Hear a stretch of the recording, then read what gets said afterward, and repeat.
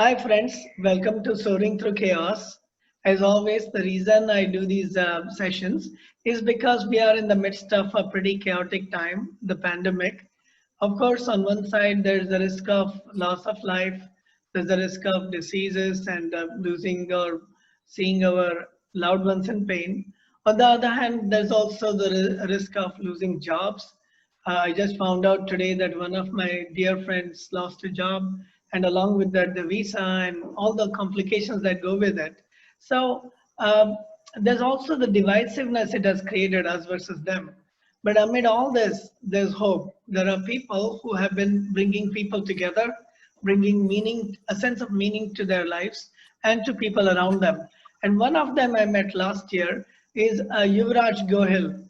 Yuvraj, tell me about you. It was really nice meeting you at a birthday party last year at Manjeet's. And since then, we've been in touch on multiple occasions about your interests in, especially in education and reforming politics. Can you tell us how you got into all these things? Well, with all difficulties comes opportunities. Well, as my name goes, my name is Yuvraj, which means prince, and I've lived my life like a prince up till now. Uh, yeah, it was a very nice time for me because I'm into business and I travel a hell lot. And one of the things that I couldn't do was give the time to my wife and my kids. I mean, like there was a guilt conscious also that I was just not able to give her a good time. So when this chaos did happen, I actually went at my dad's farm, and all of us were together for 2 months, which has not happened, since a very long time. 2 months at a stretch just did not happen. Uh, and I was at Savli, and 2 months absolutely not doing anything whatsoever. And there is also a recession, so I was also not very eager to do business because not many of them are paying the money, and so it gave me a really enough time. I would say it was our second honeymoon for quite a stretch of a time. Devika would have and the kids also, they often used to complain that I would just not be there for them whenever they wanted me. And I had given clear-cut instructions in the company also that if only there is something very, very urgent that I need to be bothered, otherwise I am just there in Savli. So over there, as you very correctly said, one of the focus of mine has been education, and it gave me ample time to think over it and ponder about it.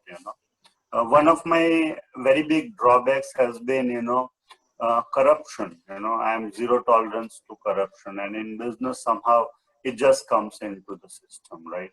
And I have told all my partners that whenever that is really happening, I should just not be told, or I should not be into into it, and I'll never do it. So it has been a very big challenge for me. But education, as I said, right? So it's very honored that in Savli we are opening Sandipani Gurukul and a few preschools over there, along with a few friends. So that once this chaos is done with, but the premises have been almost finalized. The other part of it was it gave me a little bit of I was a little skeptical about this pandemic because there was not any mortality which is really happening, and not I mean, I don't know about the United States of America, but over here the pandemic, I mean, like, people are getting the coronavirus and they're getting well. So that way. But then, a few of my friends and near and dear ones did get it, and they are good. So that was okay. Um, so that was that. And, the other part of it was, I had decided in the year 2004 to enter politics and change the system.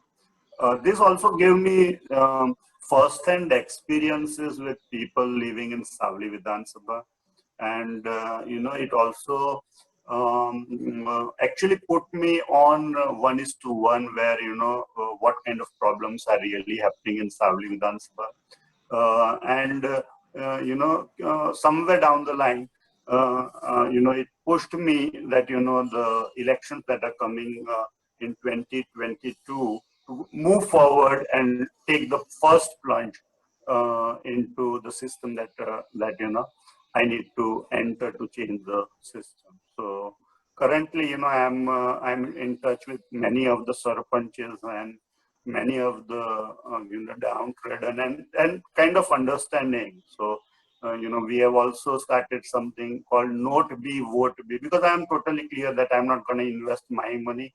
The problem with me investing my money is that once I have invested, for example, 1 lakh of rupees, it is very but obvious to look into the return on investment kind of a thing.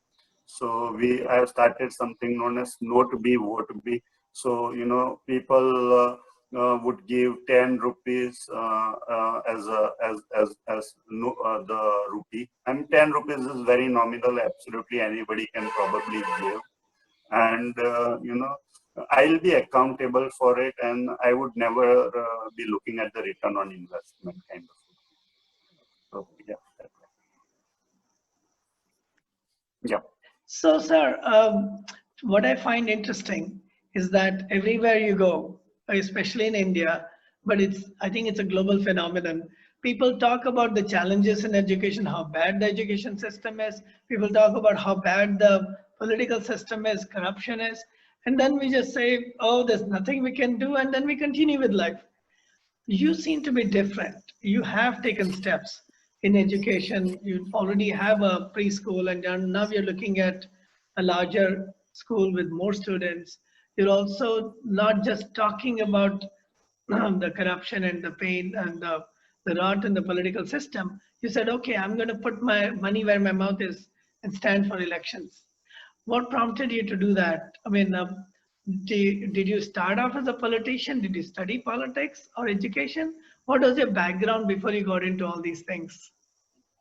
Well, as I said, I lived like a prince, right? I belong to the royal family, very close to the royal family of Mewar. Maharana Pratap was one of our ancestors, and money was never a problem. And my dad was a doctor. And I studied in a very good school called Bhartiya Vidhya, Bhavan, Vadodara. And in our times, it was one of the best schools in western part of India. Right? It was a privilege to be a part of that atmosphere. Today it is a little different, but at that point of time, it was really, really princely way. I was least bothered to get into politics. And, when I was in my diploma in electrical engineering at MS University, one of my cousin brothers actually had given me an opportunity to get into politics from college times, because he was standing for the vice president as an not from any party, as an independent, and he almost won, almost meaning the MS University actually cancelled the elections because he was winning it independently.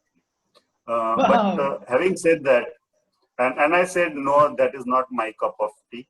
But in 2004, no, 2005, an interesting thing happened. There was somebody, I started my entrepreneurship at that point of time, and somebody, a very close friend of mine, actually cheated me in financial terms. And, I, being a Rajput, still believe that, violence was not the way moving forward. But having done it, he challenged me that, there was nothing that I could have, reacted. So I actually went to the Gorwa police station, and I was very humble, incarnated humbleness was there. And for 3 hours straight, everybody was taking me for a ride, taking me for a ride. They probably thought that this was a wonderful opportunity to, make some money from a guy like me, right? So, I would also, so after 3 hours, I was talking to someone, Constable Rajput, right, and somebody else also, but the entire police. But then, since they were not taking my FIR registration or, talking about them, I actually then met the PI, and, he also was using some abusive language, which after 3.5 hours, I thought, I'm not a person who is, has done some kind of a crime. Well, I am over here to register an FIR, and I'm not taking any bullshit like this. So many of my friends were, not many, a few of my friends were very good reporters at that point of time. And I took the PI and the entire staff to task that, I'm giving a report. I'm calling all the reporters over here, and I'm going to, say that, 3.5 hours has happened and my FIR has not been registered. And I gave my background to them, and gave a few names for them. Because what actually did happen was, the PI said that, he actually has the Orkhan at the very topmost level in the Gujarat state, which was just not, required at that, the kind of language. And he was repeatedly saying that. And then what I did say at that point of time, I called all and the entire staff them to be gathered, and told the PI that, you said that, you have good Orkhan in the entire Gujarat, isn't it? And he said, yes, from the upper level. And then I said that, very, with a little aggressive sound, that, the entire police station and the entire staff of Gorwa police station may become one team and talk about their Orkhan at the very topmost level. The very topmost level where you people would end your Orkhan, that is the place where I will start my Orkhan from. And they were totally bombased by this reaction after 3.5 hours. Then they started asking me, who you are and all. And I said that, well, I was a common man and I just wanted to do something like this. An FIR needed to be registered and, give an answer to the commissioner as well as the IG why my FIR was not registered for so much of a time. And it will now be coming live in the reporters and all. Consequently, what did happen, because I was giving a few names, they got hold of them, because some of them were very, very huge, big and reputed names. They called them to the police station, and I was taken back to my home, right? And my dad actually did come. He was traveling to Rajasthan, and he came, and he said that, I was very adamant that, something needs to be taken into this. But because of my dad's, pressure, a little bit positive or whatever, I had to take the back foot. But at that point of time, I had decided that, this is, I mean, like today, I am in a position where, I have people and contacts and money and all. God forbid if, I do not have the money for whatever reason, I'll be taken for a ride, right? Which is not good enough. And it was at that point of time, I decided that, the only way that it can be changed is getting into the political system. Even at that point of time, why did it take me so many years? I decided that, I have zero tolerance to corruption. Well, the society does not have that much of zero tolerance, unfortunately, right? So I would enter into politics only and only when I can, if my dad tomorrow comes and talk about zero tolerance to corruption, if I'm having a stand, and if he comes and says that, you need to calm down a little bit, I should have the tenacity to tell him that, okay, I have a stand, I am leaving the house for the same, and, I'm not going back. Only then zero tolerance of corruption can be, put into practice. Otherwise, some way or that, I mean, like a classic example would be, the opposition people would somehow tell कि तुम्हारे पापा ने ऐसा किया था, तो अगर तुम हमारे केस को नहीं दबाओगे तो हम वो केस खोल देंगे करके. And I can only tell them fearlessly that okay, वो पेज भी खोल दो, ये पेज भी खुला रहेगा. Only when I can be able to stand on my foot. So wow. I mean, I must say, Yuvraj, you really are sounding like a prince now.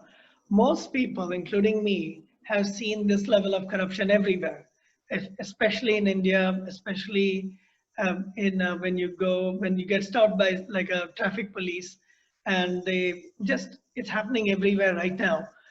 There's a fine of 1,000 rupees if you're not wearing a mask.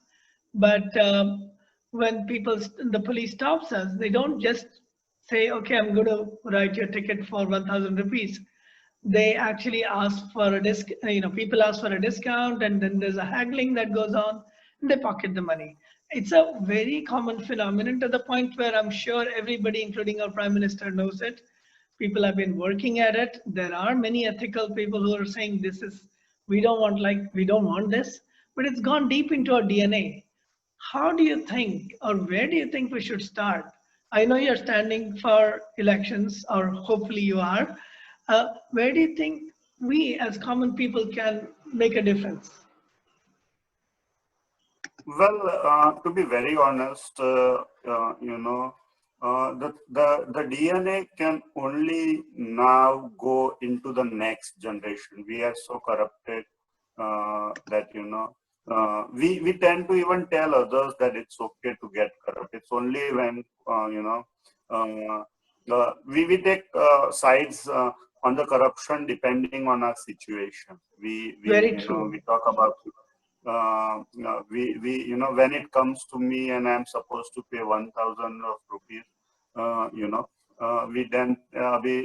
it is okay, and then well, that is not the way that it should get corrupt. The system will change. I have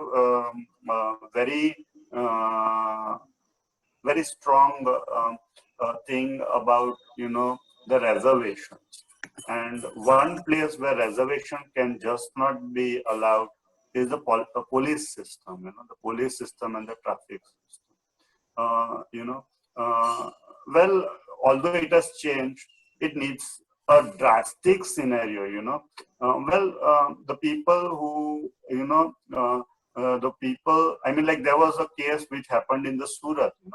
Where a lady person caught hold of a very big, the kid of a very big politician. I mean, well, we should have many more people who have the guts to, stop people when the law is not being enforced. It was very unfortunate that the entire system did not support support the person who did the very correct thing, and even the political system as well as, I was more disappointed that that the people of her own team did not support him the way that it should.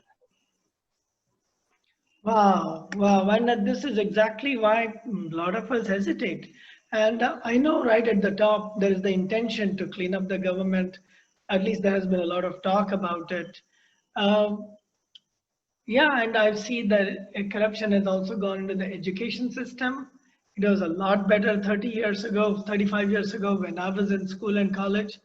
Much different scenario now with, principals, the bribery that's involved in getting into colleges, graduating from colleges.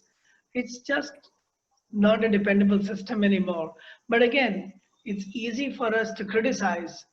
What can we do about it? Let me ask you a specific question. In what ways, since the time when you have decided that you don't want to tolerate corruption, in what ways have you been able to make changes, either in your behavior or in the behavior of others around you, or to make changes to the people in authority? I cannot change others. I mean, like, I even cannot change the DNA of my wife or my family members because, it is, I have been lucky enough to have this in my DNA because I was in a closed system in the very early age and the formative years of my, education. And like as you were asking about, how the change can really be made. Well, there are very good schools, okay, and the teachers sometimes are doing a very good job. But when the kid goes to the home and is trying to inculcate that into the system, the parents themselves say, it is okay. I'll give you a classic example where even I made an error and it was corrected with one of the guys who is going to be entrusted the education system when uh, uh, he said that when you are bribing your kid to do something which is advisable by giving कि मैं तुमको ये लेके दूंगा, are you not making them ready for corruption? And that is exactly what is really happening. I mean, like, when the kid goes in the car and the same thing, same kind of an incidents where, the law is being enforced and huge amount of money is to be given. The parent would probably say, 1000 रुपए के जगह पे 50 रुपया ले लो. Well, the kid thinks if my dad and my mother are okay with doing this, even I am okay with doing it, and that's where the DNA gets started. You had asked the question, how do you really change? I mean, to begin with, we need very good teachers. In some of the developed countries, I am being told that the primary teachers are the highest paid teachers, people in the society. Unfortunately, that is not correct in our country. Uh, you know, that is the reason. And unfortunately, even the government does not. One of the least concerns of the government is the education system. I mean, human resources is one of the biggest resources the country is going to have because those are going to be the skilled people. If you are talking about the education system, there is a school called Mahatma Gandhi International Board School, and the chairman of them had explained very nicely that up to the 9th grade, it is the habits and the process of creating good citizens of the country that should be the prime focus, not the curriculum, which somehow is not happening across the board. That's true. That's true. So now that you're in the process of starting your own school, and I know you already have what do you call daycare center, have you tried to inculcate these things? Have you tried to put them into practice? So far, what has been your experience with the daycare center and the elementary school, and what do you expect will happen going forward? One of the biggest problems for me is to find, I have talked with many people, and finding Charitryavan people is very difficult. Very, very difficult, and also they becoming teachers as a profession is very difficult. I mean, they might be doing very good in somewhere other positions, which is which is very, very disappointing to know. People want to become doctors and engineers, although the thing is changing, and it is very fortunate enough to have a guy who wants to get into the education system and is ready to do it. I mean, one of the problems with me in the education system, if you say, well, I have theoretical wisdom or thought process. I don't have the practical part of it. But fortunately, the guy who I am talking and who will be entrusted the entire education system is also knowing the practical aspects of how and where and I'll tell you, most of the principals of the schools in Gujarat, or at least Baroda, I'm sure, are rubber stamp principals. And when you have, rubber stamp principles, well, not much can be expected out of them. Interesting, very true in many ways. How about your experience with the preschool, the one that you have at your home right now? How is that working out in terms of getting these, inculcating these values into young children? Well, it is at least a little closer, but much is expected to be done. Once the pandemic is over, even my wife and my sister need to be taught the value system that we want to get, right? Uh, uh, Unfortunately, a little bit of crony capitalism has also entered into their mind, and it's a society at large which is really responsible for it. And the process is on wherein I'm trying to get them a little less crony capitalist to begin with. I was a trustee of a school, and it was because of the crony capitalism. They were all intellectuals, the people who were in the trustee, but I could see that there was crony capitalism at work, and which I was not okay with, because I firmly believe that profit should not be the motive of running an educational institute. So, can you give an example of crony capitalism that has crept into the school system? Can you give any specific example? Yeah, well, buying specific uniforms at a specific rate, taking the books at higher the price than it normally is, right? The teachers are probably not, paid. That's the reason that you see that the teachers changing the school, right? There is a problem that not many teachers are staying in the same system. Very few schools retain their teaching staff, right?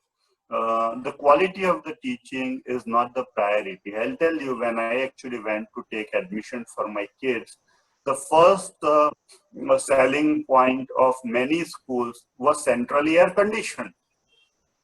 And I was, uh, and and many of the people did not know, when I questioned them, what is the background of the principal of the school, right? And they just did not have any answers. Ridiculous answers were given, like one where the person said, "Aao to principal ne na pucha hi nahi." And I said, "Oh my God!" They are the person who are, the foundation stone of the entire institute, and they do not have anything to say about them, which is very, very bad.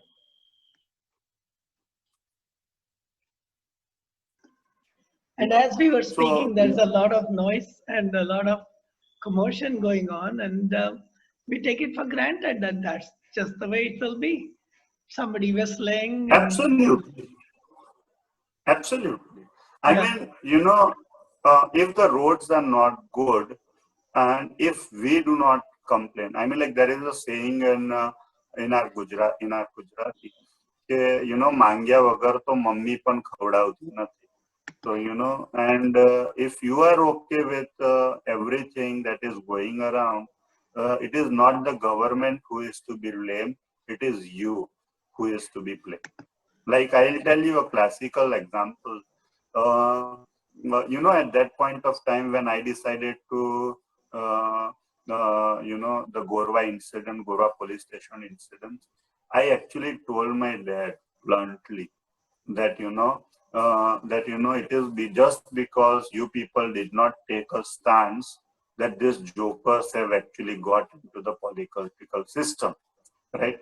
I don't want a scenario where my child one fine day says the same words to me. And that is the reason that I am taking a stance, right? Yuvraj, I mean, the problems you are saying are completely true. I mean, there is a lot to be said about it. And every so often we get into these discussions about how challenging the situation is, whether it's education, it's law, many other sectors, the business, the corruption, and so on. Have you considered what can be done to make changes? Because what you're talking about is the entire system, everything, all the interactions between people. Have you considered where you're going to start and how you're going to do it? Well, I started from the Savli Vidhan Sabha from 2022. Even if I win or if I lose, the chances of me losing the elections is, empty full at this point of time. But, I have taken a stance of, starting it from Savli. I'm also looking at 182 people like me from Gujarat do the same. And if, it is a humongous task to find zero tolerance, because, there are many people जो बातें करते हैं कुछ and करते कुछ अलग हैं. So it is a very humongous task. But, it depends on the entire citizen of the Gujarat themselves, what they really want. We are living in a democratic country, and it is also the duty and duty and the responsibility of the people and the citizens of the state to begin with to have that zero tolerance to the corruption. Only then zero corruption is a possibility. Just because Yuvraj or anybody else thinks that zero tolerance has to happen, because I might as well bring the law, but if people are giving 50 rupees in place of 1,000 rupees, how is it stoppable? They would definitely, That's true. yeah. And Passing more laws is not the solution, that's for sure. yeah, and that is the responsibility of the citizens as well. And I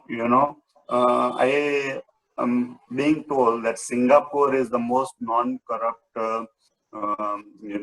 non-corrupt country in the world. And I am told that there was a prime minister who had zero tolerance, and he would also bring the cabinet ministers to the law if found guilty or suspicious. That is what we are really talking about. And there is a very good chance if any accidents do not happen, that the same prime minister or the president of the Singapore, I am one of them who could do it in India, because I am a person who would bring myself to the law if suspicion or if found guilty. It is only then that if because what happens that you cannot say that मेरे लिए छोड़ दो दूसरे के लिए हम ये law enforce करेंगे, and so on and so forth. That's very true. In fact, the one rule for oneself or one's family and another rule for others, that's how hypocrisy begins. That's how the corruption has crept in. How are you finding in terms of support from friends and family? How are people responding to your call for zero corruption, zero tolerance, and all the things you've said? How are people responding to it?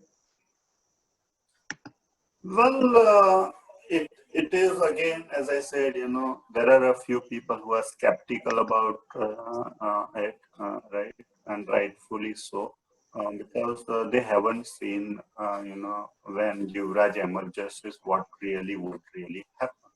There are also reasons to be more skeptical because, many a times, as I have said, आदमी बोलता कुछ है और करता कुछ है. So, they think that, before he being elected or having the responsibility, it is very easy for him to, talk about this. There are many leaders who started on the same campaign, and when they were given the responsibility, very, easily they changed the entire path of their system to their way of working. And I've been telling the people who are supporting me at this very, I would say, the starting point, where even I myself think it is a little difficult because I'm 40, and in 20 years the kind of things that I think only miracle would change it, right?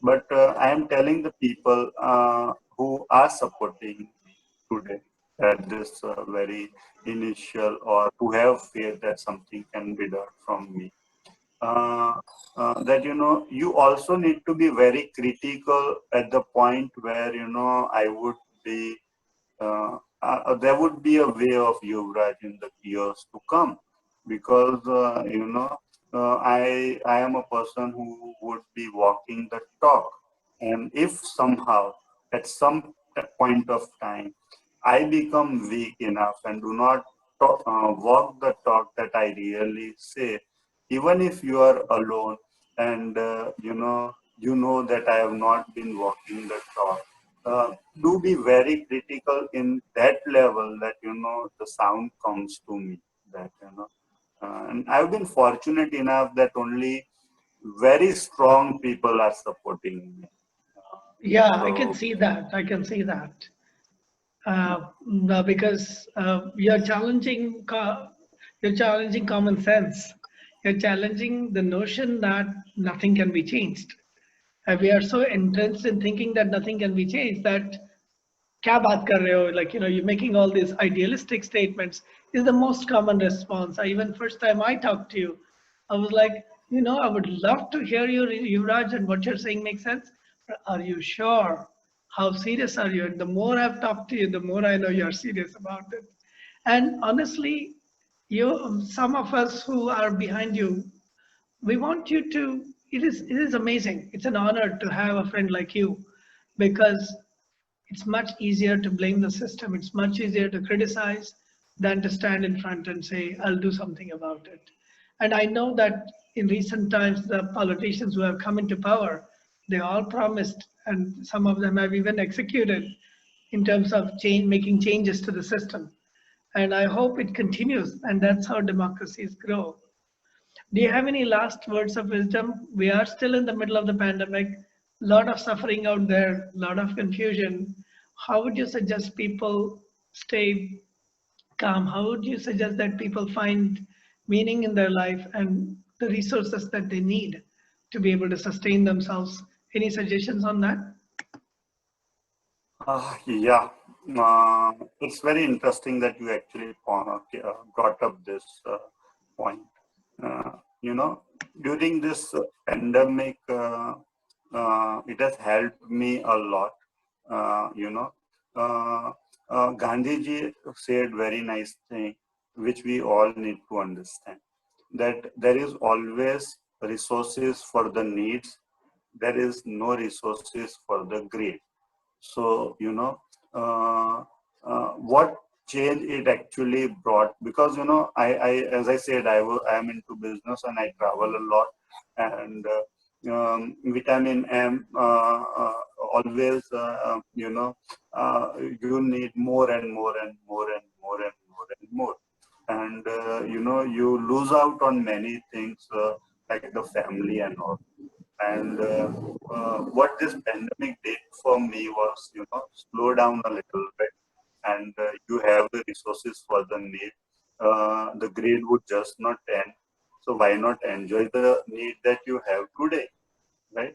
And I would suggest that, even people need to slow down a little bit and, enjoy their life to the places. I mean, like, I have a beautiful wife and a wonderful person as a spouse, and I just, didn't have the time that I should have probably be with her at that point. We have wonderful kids, and the kids would grow up one fine day, and if I don't give them time now, how the hell can I, ask for time from them when I would be needing them at the elderly ages, right?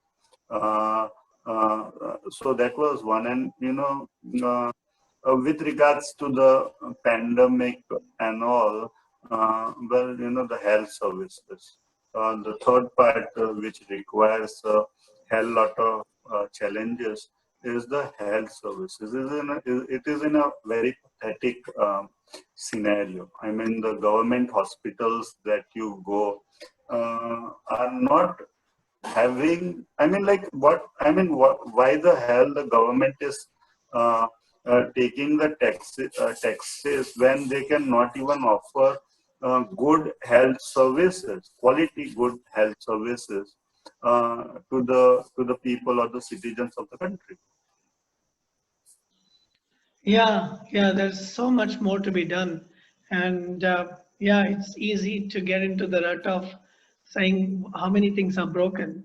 But I'm glad you're taking a stand saying, I'll do something about it. And we are all with you. And let's hope that the changes actually happen over a period of time. Whether it's you who gets elected or someone else, what we are really looking for is change that will make the democracy work, change that will make the education system, the healthcare system, the government functioning work. Um, Things have improved a little bit over the last several years, but we have a long way to go. So thanks again to those listening, and thank you for your encouragement. If you have more questions for Yuvraj, we'll find a way that you can reach Yuvraj directly. If you have questions for me, you'll find my contact information as well. And thank you again, Yuvraj, for your time. And we are all with you. Thank you. And good luck with all your plans. Thank you very much. Thanks. Thank you.